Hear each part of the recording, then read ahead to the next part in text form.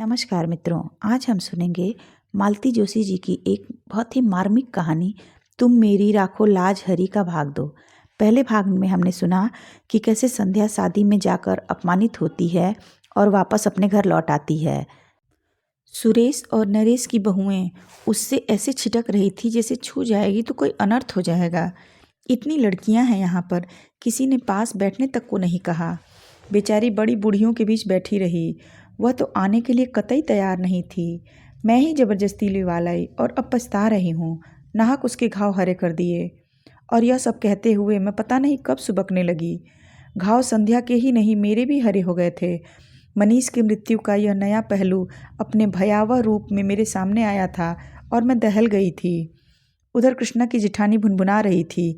शादी वाले घर में रोकर असगुन कर रही है। इन्हें किसने बुला लिया? मैंने बुलाया है, कृष्णा ने कड़क कर कहा। भाभी मेरी हैं, नहीं आ रही थी, फिर बाद में जिद करके लाई हूँ, क्या पता था। प्लीज़ कृष्णा, मैंने उसका हाथ पकड़ लिया। मैं पहले ही बहुत शर्मिंदा हूँ, मुझे और शर्मिंदा मत करो। इसके बाद महफिल तो एक तरह से उखड़ ही गई। फिर भी खाते खिलाते 12 बज गए। उन लोगों ने शादी के लिए एक बैंड ले रखी थी, उसी से सबको घर घर छोड़ा। बेल बजाते हुए सोच रही थी कि ये छूटते ही पूछेंगे इतनी जल्दी कैसे आ गई, पर मैं कुछ नहीं बताऊंगी। मुझे ही डांट पड़ेगी कि वहाँ तमाशा करने की क्या ज़रूरत थी। पर इन्होंने कुछ पूछा ही नहीं। दरवाज़ा खोलकर चुपचाप बिस्तर पर चले आए। रोज़ 12 बजे तक चलने वाला टीवी भी आज बंद था। कपड़े बदलते हुए देखा, इनके बाएं हाथ पर पट्टी बंधी हुई थी। मेरी पुरानी साड़ी को फाड़कर बेतरतीबी से बांधी हुई थी। यह हाथ में क्या हुआ? कट गया है। कैसे? थोड़ी देर चुप रहे, फिर बोले, दरवाजे में आ गया था। दरवाजे में कैसे? इन्होंने कोई उत्तर नहीं दिया, करवट बदल कर लेट गए। ठीक ठीक तो है, जब हमें कोई तकलीफ होती है किसी की पूछताछ भी अच्छी नहीं लगती। कुछ लगाया था? डेटॉल लगाया था। इनके स्वर में बेजारी थी। बाथरूम जाते हुए देखा, खून के छींटों की एक कतार सी थी। वॉश बेसिन में भी छींटे थे। शायद पानी की धार के नीचे हाथ रखा होगा। फिर कुछ पूछने का मन नहीं हुआ, पर इनकी नाराजगी के डर से चुप रही। बाल्टी में साबुन घोलकर मैंने पूरे फर्श पर पोछा लगा दिया। पोछा लगाते हुए अचानक याद आया, संध्या सो गई? पता नहीं उसने कुछ खाया कि नहीं। वहाँ से तो वैसे ही चली आई थी। पता नहीं, तुम ही पूछ लो। मुझे आश्चर्य हुआ। और दिन तो मुझसे ज़्यादा इन्हें उसकी फिक्र रहती थी। उसकी सुख सुविधा का ध्यान मुझसे ज़्यादा ही रखते थे। कई बार तो इस बात पर हम लोगों की झड़प भी हो जाती थी। मैंने दोबारा इनसे कुछ पूछना ठीक नहीं समझा। खुद ही उसके कमरे में चली गई। दरवाज़ा बंद था। संध्या सो गई क्या? मैंने आवाज़ लगाई, पर शब्द जैसे मेरे मुंह में ही जम गए। संध्या के दरवाजे के पास भी खून की कुछ बूंदें थीं, जो हमारे कमरे तक चली आई थीं। मेरा माथा ठनका, पर मैं कुछ नहीं बोली। चुपचाप एक बाल्टी उठा लाई और पोंछना शुरू कर दिया। उसी समय फ़ोन की घंटी बजी। ये कुछ क्षण मेरी प्रतीक्षा करते रहे, फिर उठा लिया, आवाज़ दी, कृष्णा का फ़ोन है तुम्हारे लिए। कह दो सुबह बात कर लूँगी। जानती थी इतनी रात गए उसी का फ़ोन होगा। शाम को जो कुछ हुआ उसकी सफाई देनी होगी। उस समय वह बात कितनी बड़ी लग रही थी, पर अब यहाँ जो हुआ उसके मुकाबले में वह कितनी छोटी और अर्थहीन लग उठी थी। इतनी रात को फ़ोन किया है तो कोई ज़रूरी बात ही होगी। बात कर लो ना, कहते हुए ये कार्डलेस लेकर बाहर आ गए, पर वहीं ठिठक गए। बाल्टी पर दोनों हाथ रखकर मैं उन्हें अपलक देखती रही। एक क्षण को हमारी आंखें मिली और वे कमरे में चुपचाप लौट गए। अपना काम खत्म करके मैंने गेट पर बाहर के दरवाजे पर ताला डाल सारी बत्तियां बुझाईं और पलंग पर आकर बैठ गई। सोने का मन नहीं हो रहा था, बस पलंग की पाटी पर सिर टिकाए बैठी रही। बड़ी देर बाद अंधेरा मुखरित हुआ। शब्द मेरे कानों से टकराए, पर अर्थ कहीं खो गए। आप कुछ कह रहे थे? मैं ये कह रहा था कि मैं तो केवल उसे सांत्वना देने का प्रयास कर रहा था। वह बहुत अपसेट लग रही थी, इसलिए दिलासा देने की कोशिश कर रहा था। उसने पता नहीं क्या सोचा, एकदम गलत अर्थ ही निकाल लिया। आप यह सब मुझे क्यों बता रहे हैं? मैंने तो कुछ कहा ही नहीं, कुछ पूछा नहीं। अभी बाहर तुमने जिस तरह मेरी ओर देखा था, उसके बाद क्या कुछ कहना शेष रह जाता है? क्या तुम्हारी आंखों की भाषा मैं पढ़ नहीं सकता? शायद इन्हें भी किसी किस्म की दिलासा चाहिए थी, पर मेरा मन ही नहीं हुआ। चुपचाप पीठ फेर कर लेट गई। भीतर एक अंधड़ सा उठ रहा था। प्रश्नों के बवंडर उठ रहे थे। सांत्वना देने उसके दरवाजे तक जाने की क्या जरूरत थी? ऐसा आपने क्या कर दिया कि उसे आपके मुंह पर दरवाजा बंद करना पड़ा? ऐसी आक्रामक तो वह कभी नहीं थी। और आप कह रहे हैं कि उसने गलत सोच लिया। इस बचकाने विधान को मैं कैसे मान लूँ? कोई भी औरत इस मामले में गलती नहीं कर सकती। छोटी बच्ची भी इस स्पर्श की भाषा को बखूबी समझती है। फिर चाहे वह स्पर्श नौकर का हो, दोस्त का हो, सहकर्मी का हो, औरत इसे परखने में कभी गलती नहीं करती। ईश्वर ने स्त्री को यह अद्भुत सहज ज्ञान प्रदान किया है। भीड़ भी धकापेल में वह हर स्पर्श को अलग से परिभाषित कर सकती है। और ये कह रहे हैं कि उसने गलत सोच लिया। ईश्वर करे ऐसा ही हो। उस रात को मैं मना रही थी कि वह यहीं ठहर जाए, इस रात की सुबह कभी न हो और मुझे संध्या का सामना न करना पड़े। अपना चाहा सब कहाँ होता है। घड़ी के कांटों के साथ साथ रात धीरे धीरे सरकती रही। रोज की तरह सुबह की किरणों ने दरवाजे पर दस्तक दी। उन किरणों के साथ दूध वाला, कचरे वाला, काम वाली, नल, सभी ने अपना अपना आमद दर्ज की। मजबूरन उठना ही पड़ा। संध्या का कमरा बंद था। मैंने राहत की सांस ली और किचन की ओर बढ़ गई। चाय बनाकर इन्हें जगाया। चेहरा काफ़ी उतरा हुआ लग रहा था। यह अपराध बोध था या दर्द? वैसे हाथ भी काफ़ी सूजा लग रहा था। रात भर जरूर परेशान रहे होंगे। और कोई वक्त होता तो इतनी हाय तौबा मचाते, न खुद सोते न मुझे सोने देते। पर इस बार तो मुझे पता ही नहीं चला। 8 बजे कृष्णा का फ़ोन आया। वह मुझसे बात करने को व्यग्र थी, पर मैंने मौका ही नहीं दिया। कृष्णा, अच्छा हुआ तुमने फ़ोन कर लिया। मैं बस अभी करने ही वाली थी। तुम्हारे यहाँ कार्यक्रम कितने बजे है? तुम्हारा कार्यक्रम है भाभी, जब तुम आ जाओ। तो 9:30-10 बजे तक ठीक रहेगा ना? ऐसा करो, सुरेश नरेश किसी को भेज दो। तुम्हारे भैया के हाथ में चोट आ गई है, ये ड्राइव नहीं कर पाएंगे। और तुम तो जानती हो रिक्शा के लिए यहाँ कितनी दूर जाना पड़ता है। फिर इनसे कहा, आप तैयार हो जाइए, 9:30 बजे हम लोग चलेंगे। मेरा जाना क्या बहुत ज़रूरी है? इनका स्वर थका हुआ था। कैसी बातें करते हैं, हाजिरी तो लगानी ही पड़ेगी। बाकी सब मैं संभाल लूँगी, लौटते समय डॉक्टर के यहाँ भी होते हुए आएंगे। संध्या का कमरा अब भी बंद था। फिर मैंने ही सारा सामान जुटाना शुरू किया। पहली 2 शादियों के मुकाबले मैंने इस बार दिल खोल कर खर्च किया था। मन में एक ही बात थी, अब किसके लिए जोड़ना है?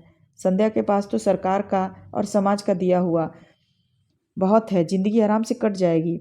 वैसे भी उसका एमए पूरा होते होते हम लोग उसकी शादी की सोच रहे हैं।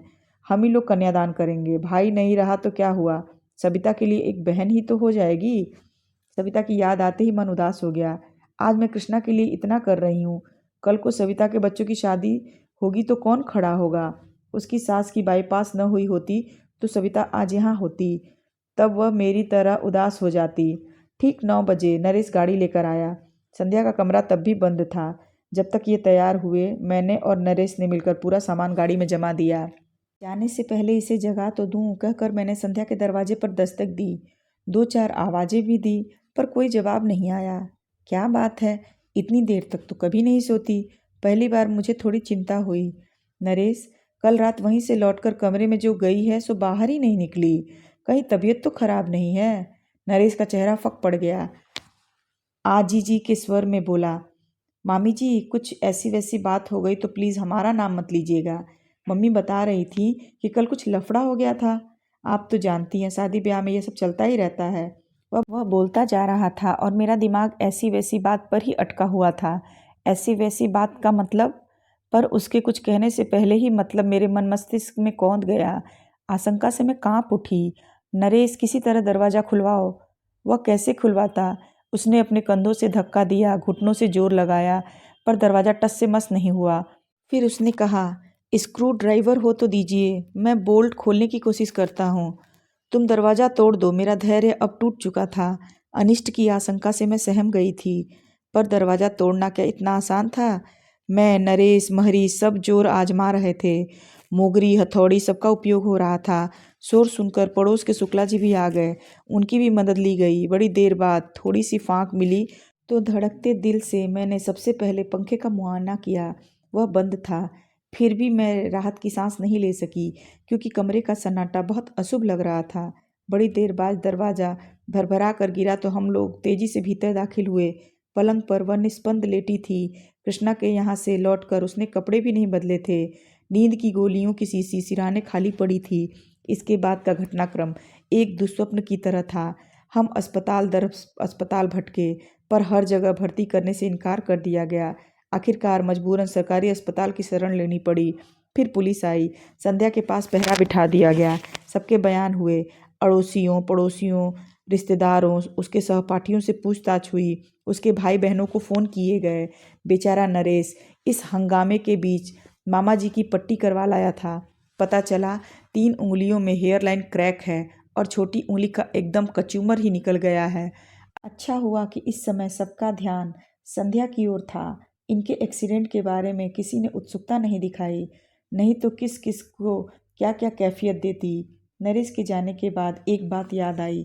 घर में जब दरवाजे के साथ सब जोर आजमाइश कर रहे थे, ये आंखें बंद किए आराम कुर्सी में चुपचाप लेटे हुए थे। जब हम लोग संध्या को उठाकर बाहर ला रहे थे, तब भी इन्होंने सिर उठाकर या आंखें खोल कर नहीं देखा। इस बात को अब 24 घंटे से ज़्यादा बीत चुके हैं, शायद 28 घंटे। तब से मैं अस्पताल में ही बैठी हूँ। इतनी देर तक मैं ईश्वर से लगातार संध्या के जीवन की भीख मांग रही थी, और अब जबकि वह होश में आ गई है, मैं मना रही हूँ कि वह भले ही मुझे कटघरे में खड़ा कर दे, पर सच न बोले। मुझे जेल की सलाखों के पीछे रहना मंजूर है, पर इस उम्र में मैं यह बर्दाश्त नहीं कर पाऊंगी। आंटी जी, आंटी जी। मैं अपने विचारों में इस कदर खोई थी कि इस आवाज़ को पहचानने में थोड़ा समय लगा। सिर उठाकर देखा, संध्या की बहन खड़ी थी। आप यहाँ बैठी हैं और आपके लिए हमने पूरा अस्पताल छान मारा। उसका स्वर एकदम शांत था और मैंने गौर किया, चेहरा भी तनाव रहित था। फिर भी मैंने डरते डरते पूछा, संध्या कैसी है? अब खतरे से बाहर है, पर कमजोरी तो अभी रहेगी। चलिए ना, आपको बहुत याद कर रही है। मैंने उठना चाहा, पर पाँव जैसे जम गए। उसी से ने सहारा देकर उठाया। चलते समय भी उसने मेरा हाथ नहीं छोड़ा। आप लोग उस दिन किसी शादी में गए थे? चलते हुए उसने पूछा। हाँ, क्यों? मेरा गला सूखने लगा था। वह बता रही थी कि मनुष्य की मृत्यु के बाद पहली बार ऐसे फंक्शन में गई थी, इसलिए उस माहौल को बर्दाश्त नहीं कर सकी। संध्या ही क्यों, साल भर से हम लोग भी किसी शादी में नहीं गए, पर यह घर का मामला था, जाना पड़ा। वही तो, आप दोनों की बड़ी तारीफ कर रही थी। कह रही थी कि आप लोगों ने कभी एहसास ही नहीं होने दिया था कि वह विधवा है, इसलिए वह भी इस सच को भूल गई थी। पर शादी में जब इसी सच का सामना करना पड़ा तो उसे धक्का लगा, वह सह नहीं पाई। यह तो कहिए कि समय से इलाज हो गया, वरना। ईश्वर तेरा लाख लाख शुक्र है, मैंने दोनों हाथ जोड़कर कहा। मेरे हाथ कांप रहे थे, आवाज़ लरज रही थी, पैर जवाब दे रहे थे। 2 दिनों की भूख प्यास अनिद्रा और दुश्चिंता सब एकदम मुझ पर हावी हो गए। 2 कदम चलना मेरे लिए दूभर हो गया। लड़खड़ा कर मैं वहीं एक बेंच पर धम्म से बैठ गई। मुंह से बस इतना ही निकला, थैंक यू संध्या। आप सुन रहे थे मालती जोशी जी की कहानी तुम मेरी राखो लाज हरी। आपको कहानी कैसी लगी? अगर आपको कहानी पसंद आई हो तो मेरे चैनल को सब्सक्राइब कीजिए, वीडियो को लाइक और शेयर जरूर कीजिए। मिलते हैं एक नई कहानी के साथ। तब तक आपका दिन शुभ और रात्रि मंगलमय हो। धन्यवाद।